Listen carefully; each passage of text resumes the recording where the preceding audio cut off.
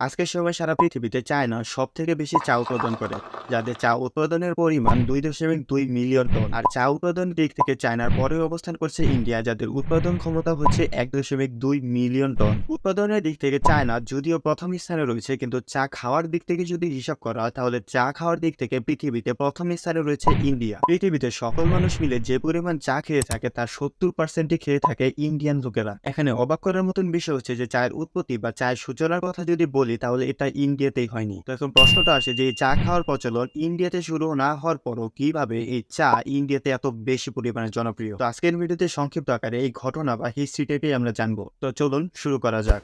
Hello friends, আমি সাবির হাসান খালেদ। আজকের সম্পূর্ণ আলোচনা আছি আপনাদের সাথে। আজকের ভিডিওর প্রশ্ন দেখুন, স্ক্রিনে একটা ভিডিওর থাম্বনেল শো করছে। আপনাদের সুবিধার্থে আমি আই বাটনে দেখেন এই ভিডিওটাকে রেকমেন্ড করেছি। তো আপনি খুব সহজে এখন আই বাটনে ক্লিক করে এই ভিডিওটা দেখতে পারেন। আজকের ভিডিওর প্রশ্নটা হচ্ছে, স্ক্রিনে যে ভিডিওটাকে আমি রেকমেন্ড করেছি সেই ভিডিওতে আমি 3টা প্রশ্ন করেছিলাম সকলের উদ্দেশ্যে।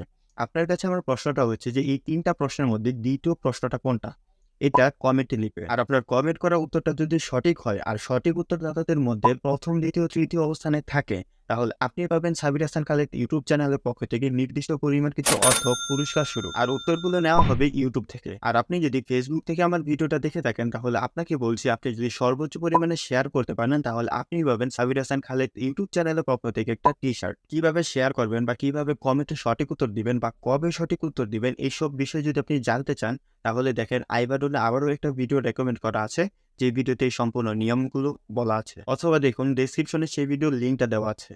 শুরুতেই বলে রাখি, চায়ের যে উৎপত্তি বা প্রচলন শুরু হয় তা হয়েছিল চীনে।